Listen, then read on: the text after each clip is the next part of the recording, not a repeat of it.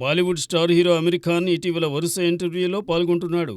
తాజాగా అమీర్ ఖాన్ తన మాజీ భార్య రైనా దత్తా గురించి వైరల్ కామెంట్స్ చేశాడు. రైనాతో నేను విడిపోయిన సమయంలో చాలా బాధపడ్డాను. సుమారు 3 ఏళ్ల పాటు అలానే గడిపాను. ఆ విషయం ఎవరికీ తెలియదు. అప్పట్లో నేను కుమిలిపోయేవాణ్ణి. నా వర్క్పై కూడా నేను దృష్టి పెట్టలేకపోయేవాణ్ణి. ఇంట్లో ఒంటరిగా కూర్చుని బాధపడేవాణ్ణి.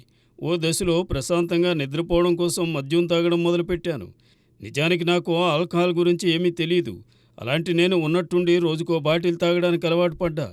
మందుకి బానిసయ్యా, దేవదాసులయ్యా. ఆ తరువాత ఆ పరిస్థితి నుంచి బయటపడడానికి ఎక్కువ సమయమే పట్టిందని అమీర్ ఖాన్ చెప్పుకొచ్చారు. అమీర్ ఖాన్ ఇంకా మాట్లాడుతూ, మనం చేసిన తప్పులేంటని తెలిస్తే తరువాత తప్పులు జరగకుండా చూసుకోవచ్చు. నా జీవితంలో నేను అదే చేశాను.